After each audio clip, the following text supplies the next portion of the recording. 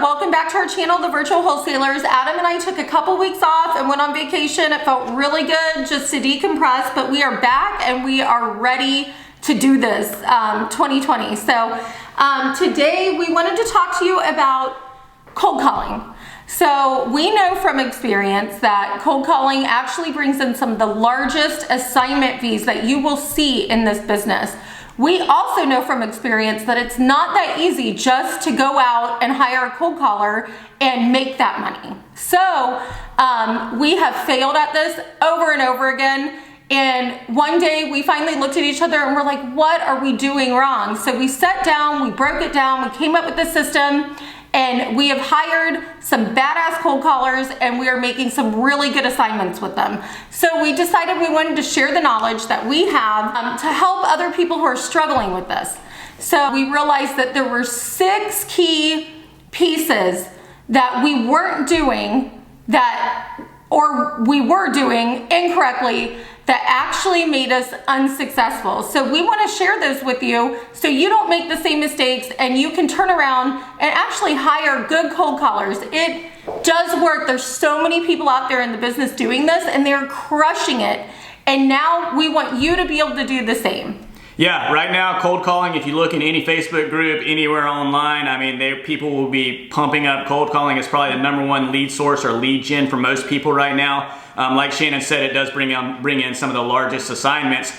But with cold calling, it's not as easy as just going online and finding one of these do-it-all cold calling services to where you send them your list and then you forget about it and they pump the leads in. I can tell you from experience. By the way, don't do that. Yeah. From a ton of different companies that we have tried, that does not work. You really do have to be hands-on with your cold callers. First of all, if you're sending your leads to somebody else and just letting them run with it and pump the leads into your system, they don't know how you operate. They're not in your business. They don't know exactly what you look for as far as what type of lead you're looking for, what type of motivation. I mean, some people work on, I want every single lead. Some other companies will be, I only want to work the leads that are motivated. So you really have to be hands-on with the actual cold callers. And if you're with a company that is not allowing you to actually speak with the actual cold callers and they want to do everything, they want you to do everything through them, I would highly suggest looking for another company or looking for another way or hiring out the cold callers yourself to where you can have direct contact with them, just to make sure that they're part of your team. They're really not, they're not that other guy's team or they're not that other company's team. They work for you. They're part of your team. So you have to really take the time to nurture them and to coach them up in a way that they feel part of your family. It's so important to build the relationships within your business. And anyone that you hire on, no matter how far away they are, no matter how virtual they are, they need to be part of your company. They need to be in meetings. This is essential to your business thriving and them understanding your vision and knowing where your company is going and being able to take the ride with you instead of just like throwing stuff at you. They need to be part of it. So having said that, let's get into it. Yeah, so like Shannon said, we've narrowed it down to like 6 things that we have failed at in the past. And the #1 thing that has come up is we are not asking the correct interview questions when we interview the people. So we can guarantee that if you are unsuccessful in cold calling, this is the first step. You are not asking the right questions in the interview process, or maybe you're not even giving an interview process at all. So, which would happen if they go through if you go through one of those other companies. A lot of times you're not even involved in the interview process. You send them their list and then they give you a cold caller, which is a terrible idea. You need to be able to get them on the phone, ask them the correct questions, see how their English is. Obviously, if they're calling in America, you're going to want somebody who has decent English, because I mean, anybody out there, if you get a cold call from somebody that has broken English or sounds like they're calling from overseas or a call center, everybody knows what that sounds like, and nobody wants to talk to those people. It just... Well, I don't care what anyone tells you. From my own experience and my own company, it does matter 100%. Our cold callers, some of them are American and they actually speak English 10 out of 10. I mean, it sounds like it's their first language. That is the key to setting up with a successful cold caller if you're calling in America. I mean, it just is what it is. I have done both. I've done it, and I'm here to tell you, you need English as a first language or sounds like a first language. 10 out of 10. Don't settle for anything less. It will not bring the results you're looking for. Yeah, it'll bring a bunch of hangups. Yeah. But anyway, back to the interview questions. If you do not know the exact interview questions that you should be asking, Shannon, how can they read? Join our Facebook group, The Virtual Wholesalers, and once you're a member, go in and message us with your email stating that you want a copy of our interview questions for our cold callers. We'll email them right over, no problem. We'll share them with anyone who wants them. And we highly recommend you do it if you're looking to hire cold callers out. So the second one is not knowing the actual goals that your cold callers need to be hitting. Okay, so we're gonna break down some of the numbers for you and what we track.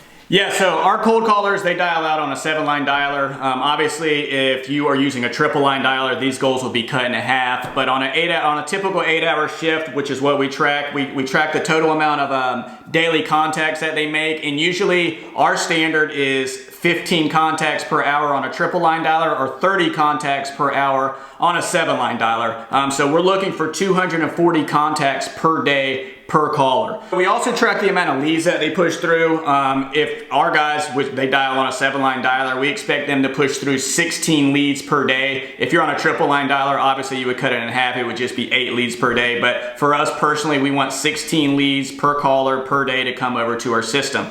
We also track the total amount of dials that they're making because we want to see how many people they actually have to call in order to get one contact, and then you want to see how many contacts they have to make contact with in order to push one lead over. And the reason we do this is that's the only way to really scale. You really have to know exactly what is going on with the actual numbers. That way you can kind of figure out how many cold callers you need to bring on to ultimately reach your goal. Yeah. I will tell you from experience, I would not suggest bringing on just one cold caller right out of the gate. It's always best to have 2 of them. That way you can kind of compare the 2, because if you just have one, there's really nothing else to compare it to. So you want to have 2 people on.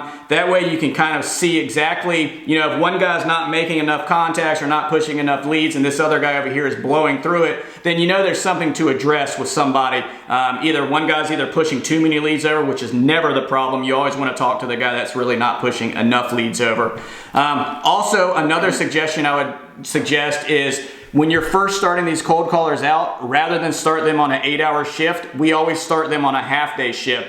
And we get the numbers that they're completing in a 4-hour shift. So when we switch them over to 8 hours, we expect it to be double. That way they can't sandbag anything or they can't lay off. We know exactly what they're putting through on a 4-hour shift, and it's the same thing. We just double it for an 8-hour shift, and that's what we expect. So I highly suggest when you're first starting out and you're training your people up, just put them on 4-hour shifts, see what their output is, and then when you switch them to 8 hours, you can kind of expect them to double that. That way, there really is if they're only pushing 3 or 4 leads over in a 4-hour shift, and they're pushing 5 over in an 8-hour shift, they're really not doing what they're supposed to do. They should be pushing at least 8 over or double. So I know these numbers are all over the place. I apologize for that. But we're just using numbers as examples, right? So just so you guys know, industry standard, I believe this is still the industry standard, and it's kind of what we go off, is for every 15 connects or every 15 times somebody else answers the phone, there is at least 1 lead or somebody interested in hearing an offer that wants to sell. So for every 15 connects, 1 lead needs to be coming over. And if that's not happening, you may need to check out maybe the callers are either being too picky on what they push over, or it could also be your list is not good. So there's just some things that you have to keep track of, and without knowing these numbers, you're really never going to be able to do that. So that's kind of a key point that I wanted to bring up when Adam was talking about,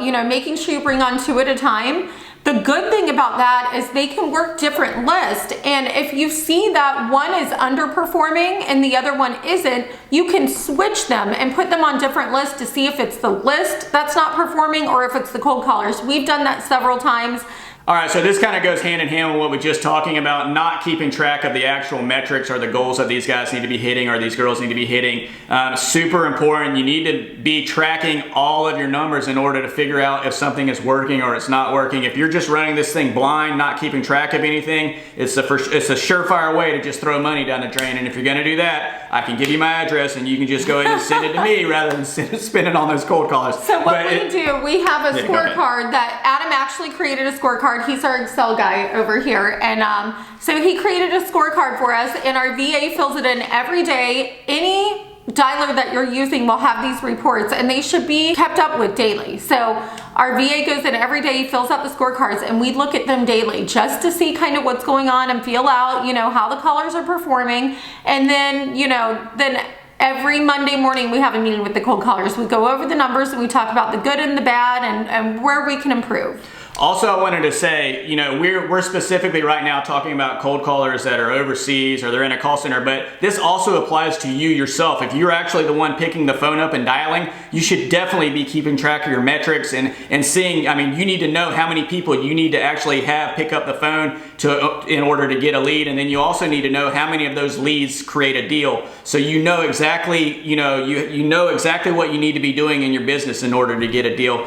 I know we've shot another video on keeping track of your numbers, and I highly, if you have not seen it, Shannon will put a link in below so you can go back and watch it. But it's super important to keep track of your numbers. It really is. It takes all the emotion out of running your business, and everything is black and white. Numbers do not lie. You either are or you're not. Either you're hitting your numbers or you're not. They really do not lie. We lead by numbers. We don't lead by anything else. So we take it in, and every Monday we pull up the screen, we pull up the list, and we show them, where they're hitting their goals, where they're not. We ask them what we can do to help them improve that. We, talk about the list, what quality they're seeing. Number 4 and number 5 go in together. It's not recording the calls and not listening to the calls. So this is also, both of these steps are super important. And all of this together, you have to do all of this together. You can't just pick one step and think if you do that, you'll be successful. You need to do all of these together and make sure you're doing all of these steps correctly in order for you to have successful cold callers on your team, okay? So, from experience, we know, because we've had cold callers on and we weren't recording calls. We didn't want to pay for the dialer. I was cheap, and I'm like, I just don't want to pay the extra $25 for the recording on this dialer. And don't do that. Do not base your business on $25 decisions. I don't know why. I don't know what I was thinking, right? But anyway, it's a game changer. Get the cold calling recorded, and listen to them. You can't just record them and not listen to them. You have to go in and do quality assurance, and it's just really for you to go in and understand what they need to work on, and then take the best call or the worst call, or take them both and take them into that Monday morning meeting and go over it. And, tell them, I would like you to maybe say this differently, or, hey, you did really great when you said this, when they were pushing back on you that they didn't have anything for sale, but you were like, well, do you maybe have a piece of land for sale? And they said yes.